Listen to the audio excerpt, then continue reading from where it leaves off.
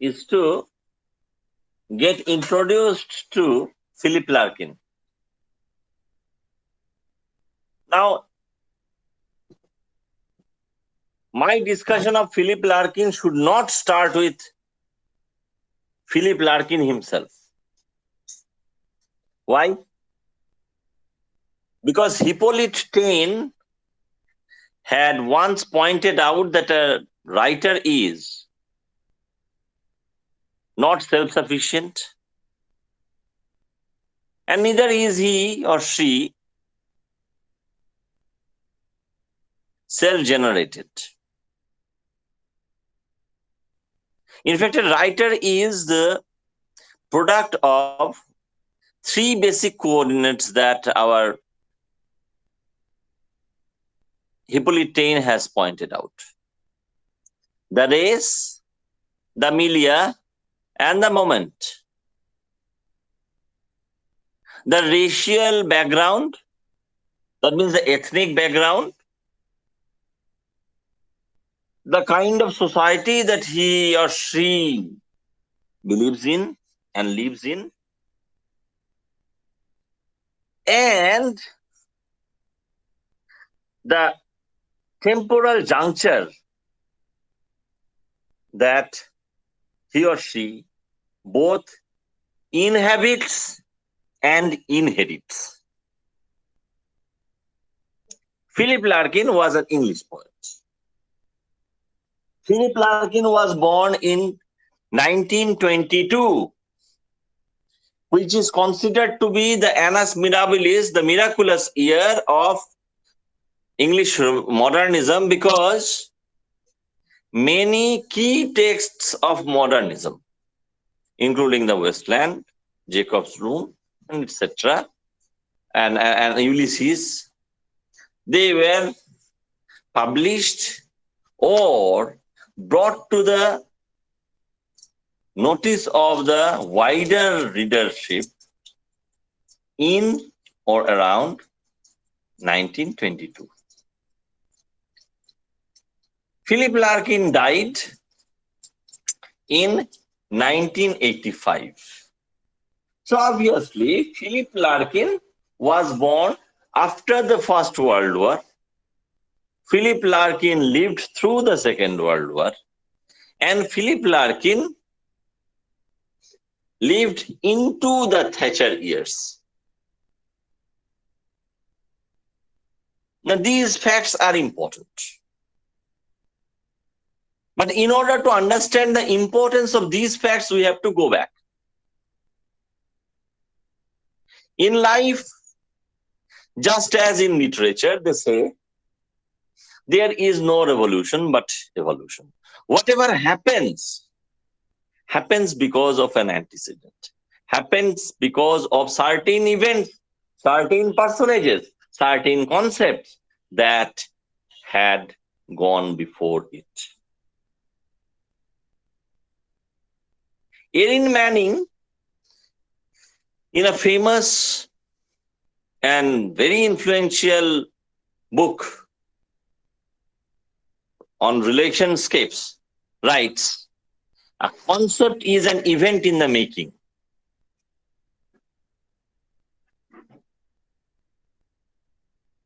The concept of British domination, the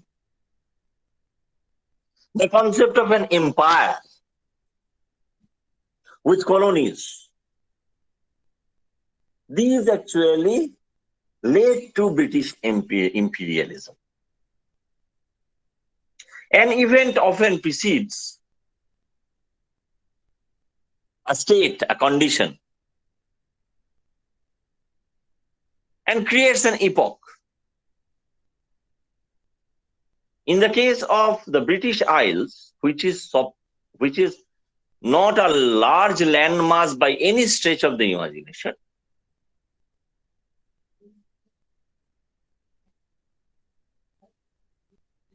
after the Renaissance,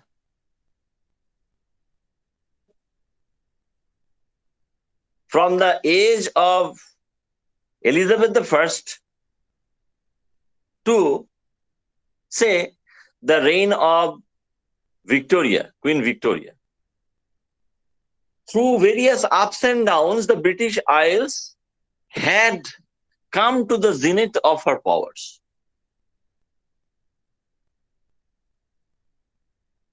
The people of a very small landmass,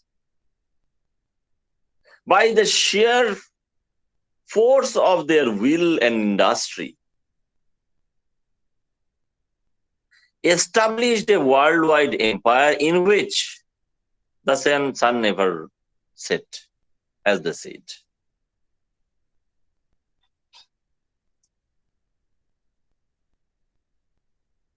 But the seed of the, if not downfall, at least the downsizing of Britain and British Empire was sown in the fact that England was stretching her resources, intellectual, physical, military, economic, and so on and so forth, throughout the length and breadth of this world.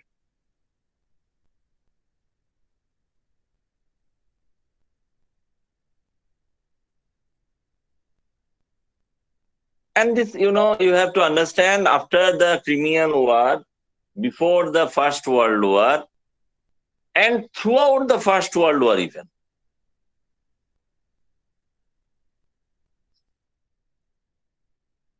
the British lion roared.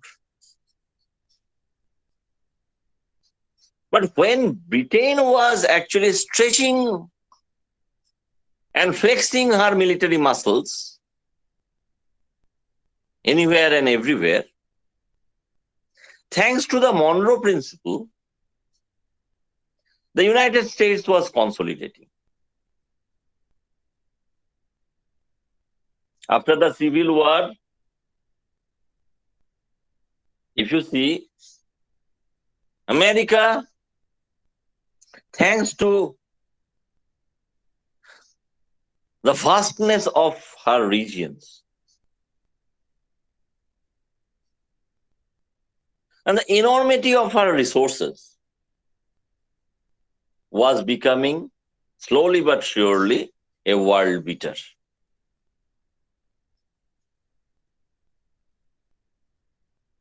In the First World War itself, we saw that the mingled might of two of the most important European colonial powers, imperialist powers, France and the United Kingdom, was hard pressed to fight against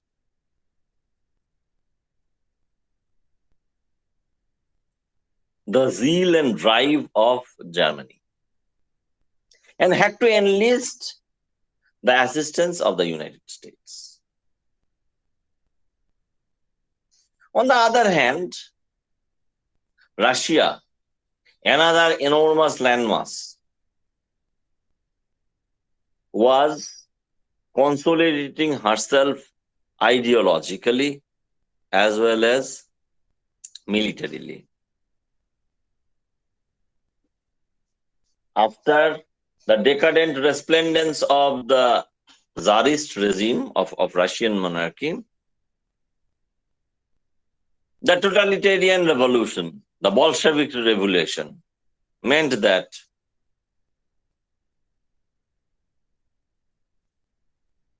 it started a very fierce and planned campaign of enforcement of ideas as well as consolidation of power. Britain did not understand that slowly but surely her place at the vanguards of the quote-unquote civilized world was being undermined. Capitalism and communism was slowly carving out niches for themselves in the world order. On the other hand, nationalist consciousness was emerging in various parts of the British Empire. Democracy was on the rise. The Second World War pitted, on the one hand, the Axis power of Germany, Italy, and Japan, and on the other, the Allied power of England, Russia, by that time USSR, and the United States. The struggle was difficult. The struggle was bloody. Ultimately, however, thanks to the intervention of the United States, thanks to the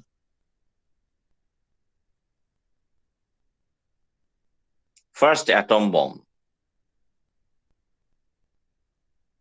it meant that the Axis power was crushed. If on the one hand, this formalized the split of the world into two camps, one headed by the Soviet Union, another by the United States of America. Then it also meant that along with the clique of nations who did not want to join one or the other, but was influenced very heavily by either of the contending forces, the power of England was being drastically reduced. Colonies were gaining independence. The Second World War had drained her resources. And this meant a loss of prestige as well as a loss of confidence, along with the loss of enormous wealth.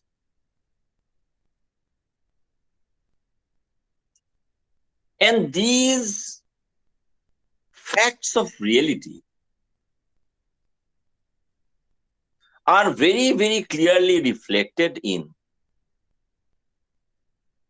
the post-Second World War British literature. Emergence of the diasporic voice, people who came from erstwhile colonies,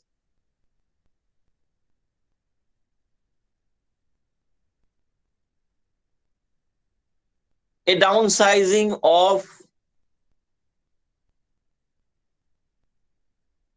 a gigantic British imaginary and homogeneity.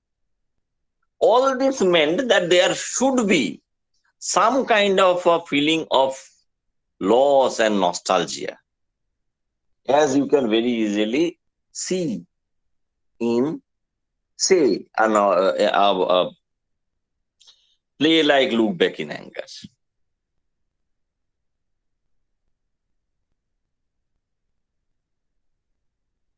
Now, the post-World War British poetic scene, if we look at it dispassionately and objectively, we'll see that the titans were dead or dying.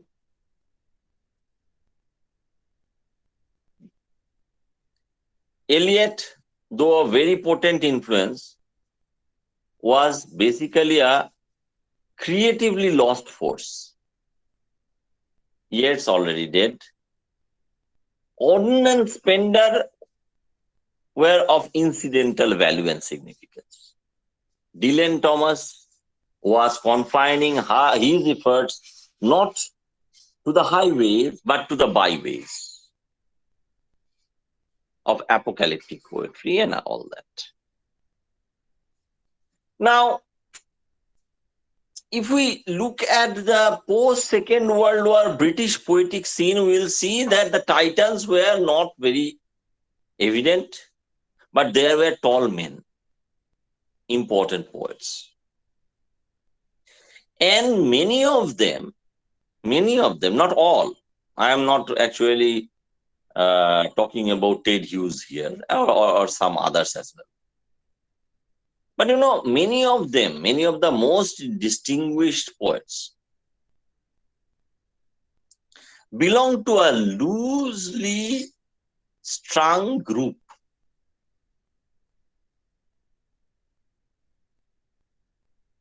And the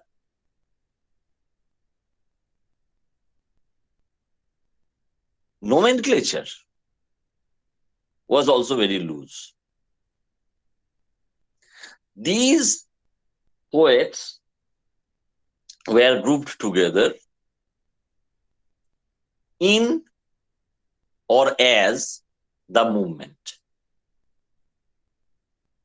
Even though the movement may be stretched to include novelists and playwrights, because some of its members or adherents or influences were novelists as well as playwrights. But the movement is nowadays, say, 60 to 70 years down the line, mainly called as a collection of poets. Now, this nomenclature, the movement, comes from an unsigned article published in the first October issue of The Spectator in 1954. Even though it was unsigned, it was actually written by J.D. Scott. And the title of this article was In the Movement.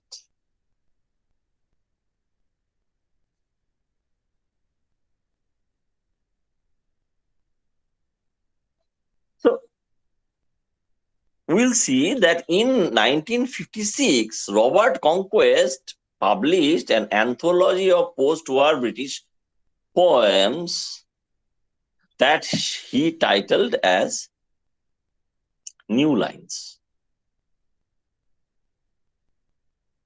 And just as Romanticism is associated with the lyrical ballads, movement poets are associated primarily with this anthology. 9 poets I can name now whose poems were included and who were distinguished in their own rights, but they were not similar.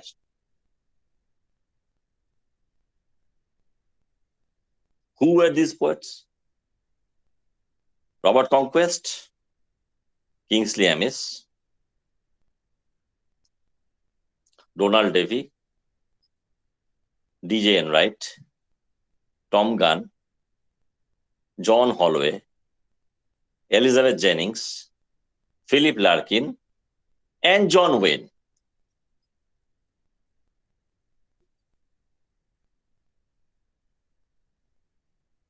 Now, in his introduction to New Lines, in a cryptic, tongue-in-cheek way, Robert Conquest characterized these poets as writers were united by one thing, only one thing, because they were basically different from one another. There was one common denominator, however.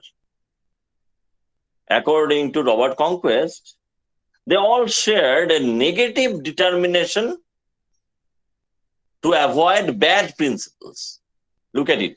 A negative determination to avoid bad principles. Obviously, bad principles in poetry. So, in other words, they shared a positive determination of imbibing and practicing good principles. Now, what were the bad principles and what were the good principles? According to Robert Conquest, obviously, according to many of the movement poets, actually, this meant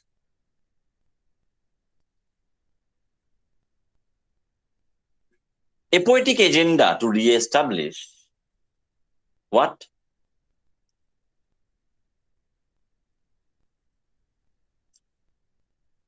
Rational intelligence and skillful craftsmanship. So the rhapsodic,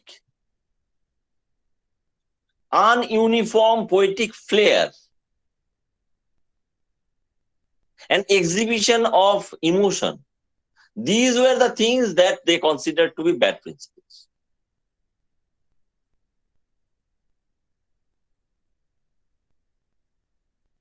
Now, if we read the movement poets, we'll see that they were ironic, both in their thought and in their poetic expression.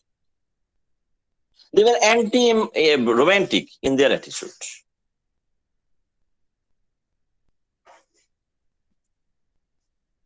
And as I have pointed out, the national temper after the Second World War in England, the attitude of the movement poets, the Weltanschauung, the world outlook of these poets was characterized by anger, frustration, pessimism.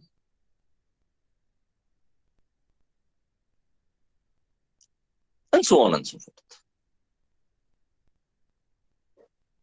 Now, having said something about the credo of the movement poets, we can sum up this discussion about the movement poets and go to a discussion of Philip Larkin by saying that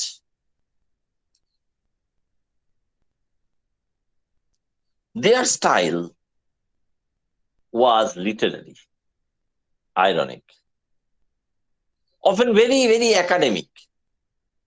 And their detractors have often pointed out that many of these poets were basically academicians who earned their living in universities, as university teachers, as university employees, and intellectuals, elitists.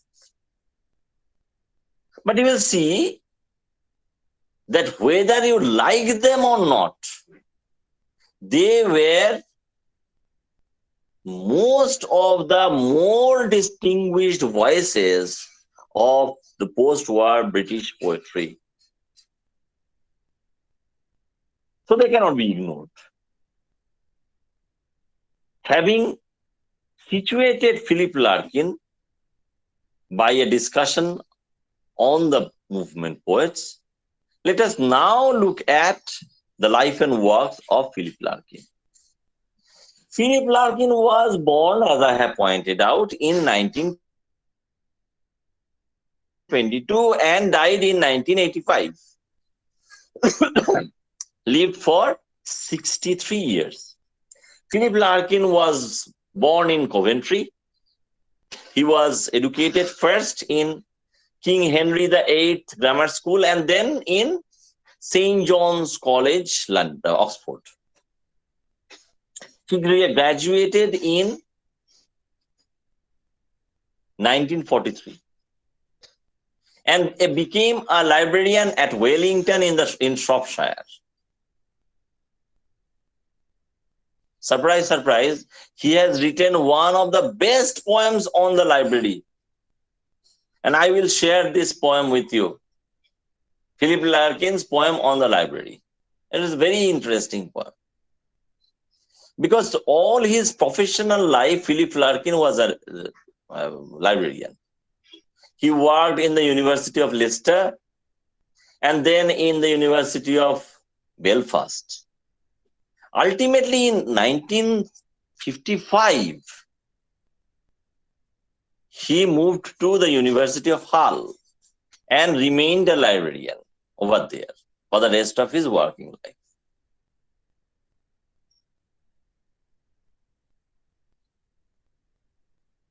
Philip Larkin's reputation as poet rests, as Peter Levy has pointed out, on 85 perfect poems. Philip Larkin was a poet, a novelist, and an essayist.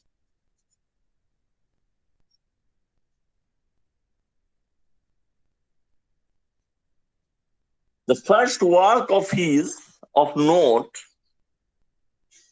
was a book of poems, The North Ship, published in 1945. Importantly, the year in which the Second World War ended. This North Ship is a volume. It shows promise, but not the promise of Larkin's subsequent distinction. Because the poems are rhapsodic and rhetorical, and they are under the influence of an early Yeats. Now, I have already pointed out that Philip Larkin was, along with many of his colleagues, fellow movement poets, he was an intellectual, an academician, a university man. So his poetic was not a natural poetics. It was a literary poetics. You know, it was quite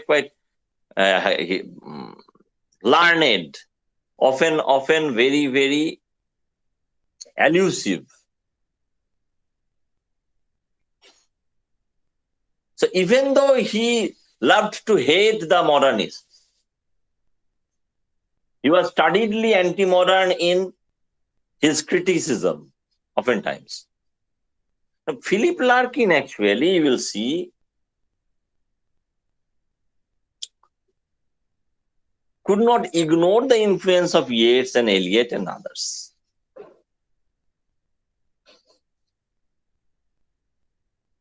In 1946 and 1947, he wrote two very interestingly understated novels, Jill in 1946 and A Girl in Winter in 1947. A slim volume was privately printed, a pamphlet. Larkin titled this volume as 20 poems written as XX, so using the Latin number, you know, sorry, the Roman number. So 20 poems in 1951. But the first book of poems that announced the advent of a poet to be reckoned with was Larkin's 1955 volume of poems, called Less Deceived.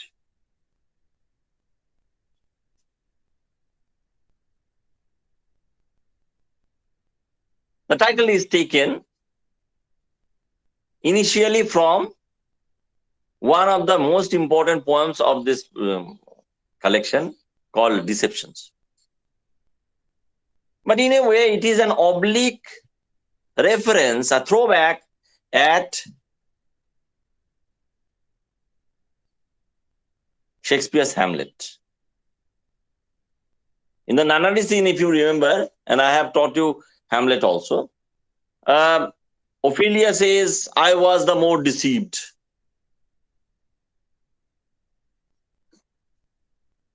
And Larkin twists it in an ironic vein as less deceived. The next volume of poems that Larkin published was in 1964. It was called The Whitsun Weddings. And the title poem of this particular volume that describes the poet speaker's journey from Hull to London by train, and it is on your syllabus as well, is considered to be the most important poem of this poet.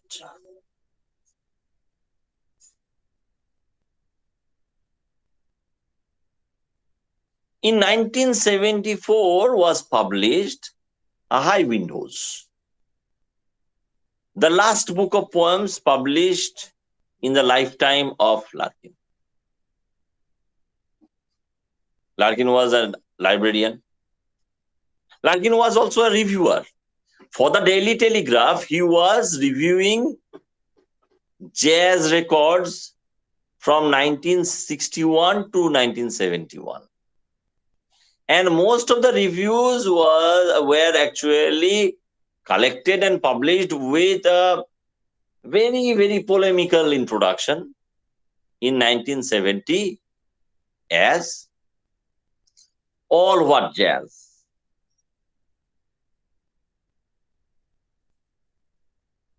The introduction is interesting because it is very, very staunchly anti-modern.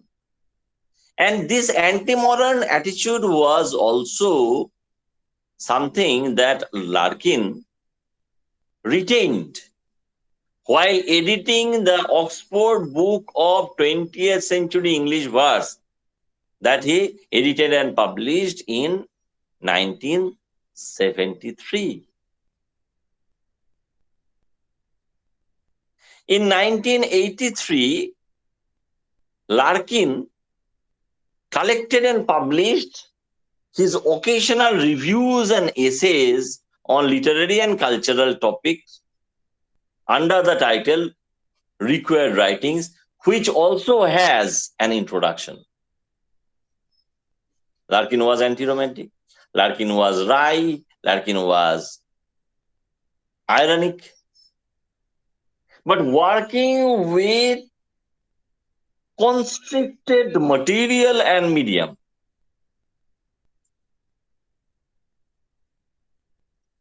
he enlarged all the same the scope of English poetry after the Second World War by his studied, nonchalant, often wry poetization of the contemporary life. This becomes clear when we think about the 5 poems that we have selected for your study. Look at them. There is Once, a darkly pessimistic poem which places Larkin's man of the day, his contemporaries, in a fruitless existence.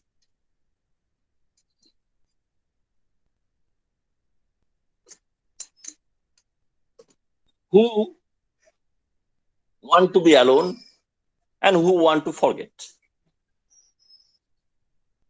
There is a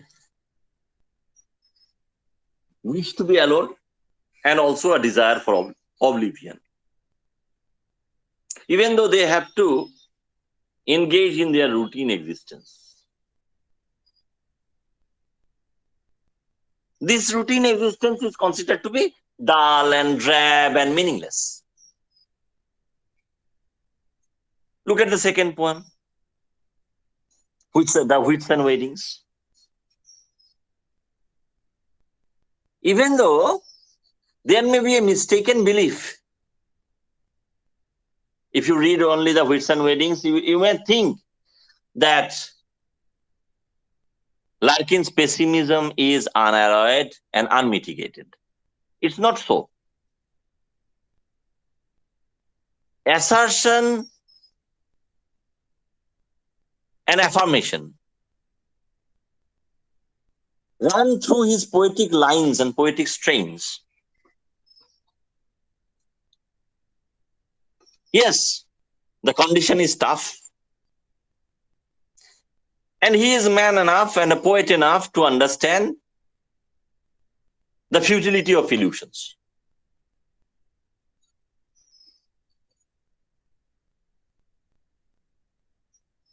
But there is at least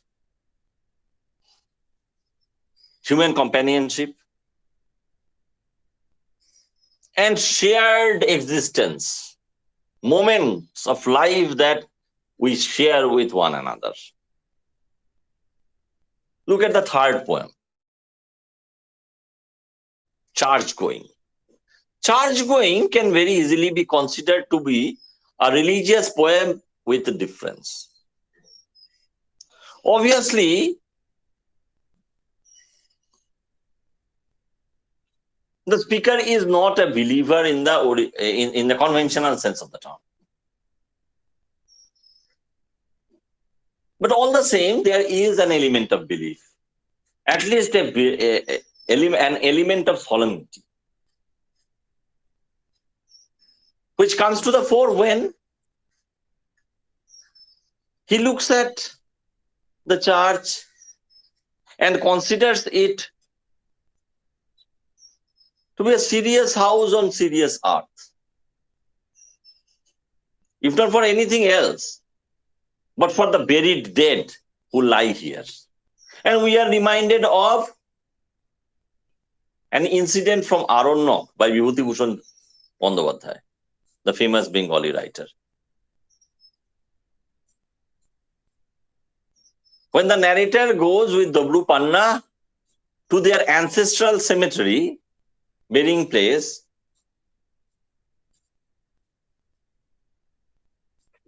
he is reminded of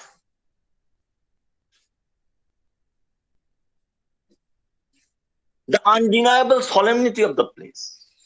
He calls it Itihasher Virat tragedy, a big tragedy of history. But at least the element of grandeur is not ignored or lost sight of.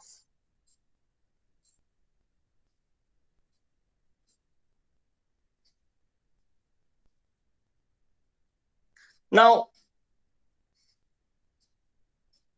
there is also another poem, Explosion. Apparently, this is only a disaster poem, describing a disaster, a coal mine disaster, in which many men lose their life or lost their life. And it had got a historical topicality, because in those days, coal mine disasters were unfortunately quite common. But ultimately, there is an element of affirmation because, the dead miners are seen as holding unbroken lark's eggs that connote the continuance of life.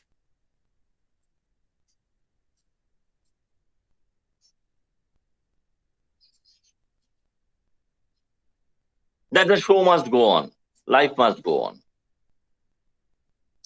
The fifth poem that we can think about is Adgrass. Now, Larkin had a sense of nostalgia. There was a post-imperialist streak in his poetic credo. He was sometimes saddened by the loss of homogeneity of the English population with the arrival of many migrants, from the erstwhile colonies. In a very right-wing, reactionary way, that is Larkin, has wailed that England is going to become the first slum of Europe.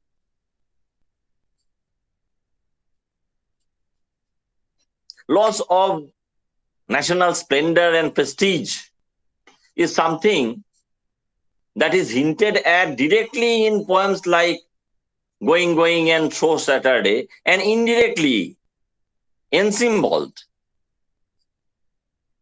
by and in a poem like Adgrass, in which the erstwhile race horses are depicted as in the throes of age and death.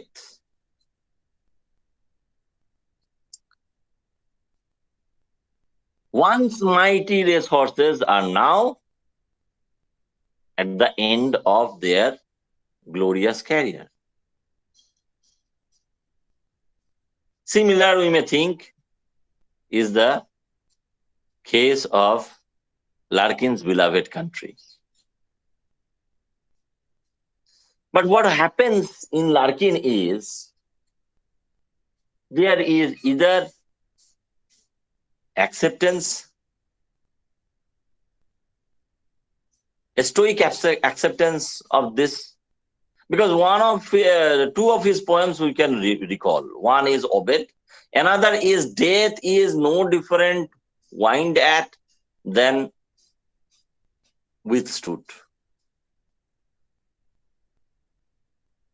So the vacuity of of contemporary life, if it can be called one of the major themes of Larkin, then there is also an ultimate re-establishment of belief in human dignity.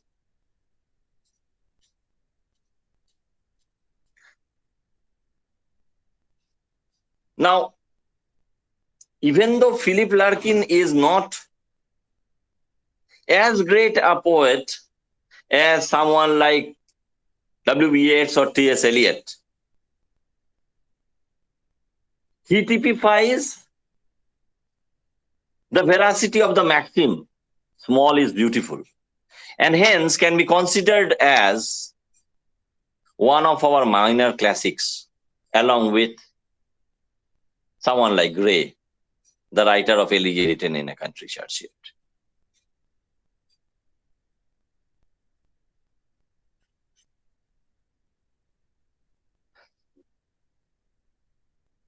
With this, we come to the end of my discussion of Philip Larkin and the movement poets. If you have any queries, you may shoot.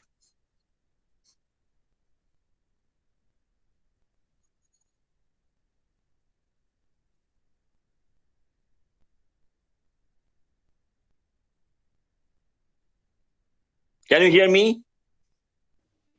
Yes, sir. Do you have any queries? No, sir. In that Sir, can case, I we will ask a question? pardon.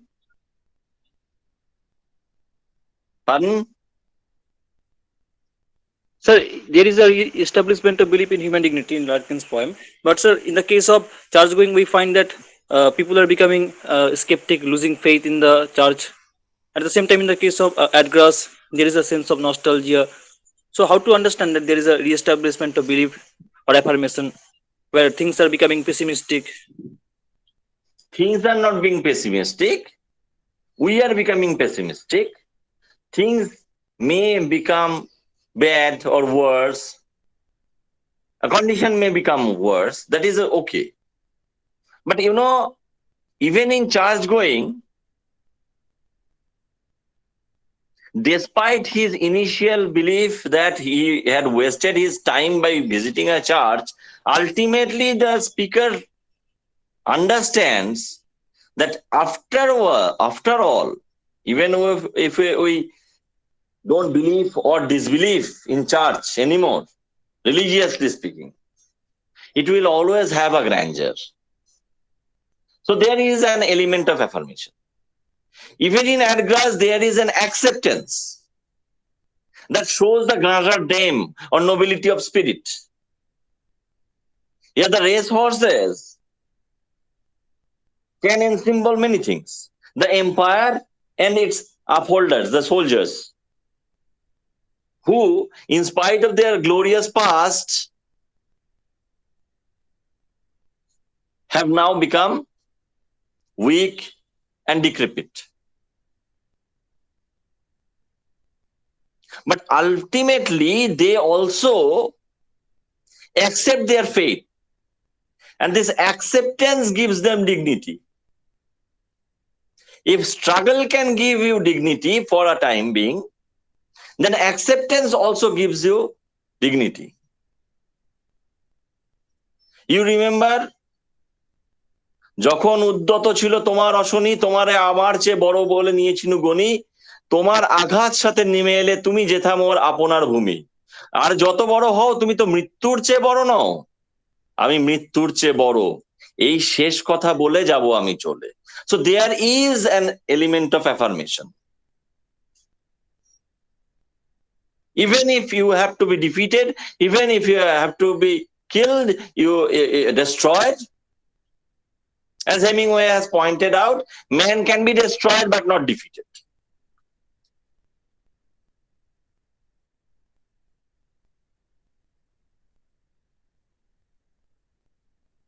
Any other query?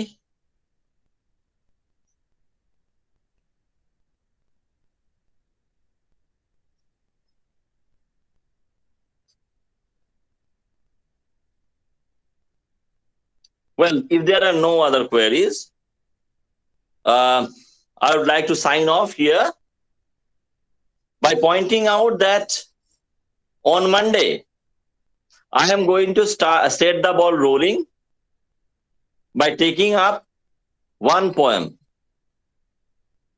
Which one will it be? Let it be Once by Philip Larkin.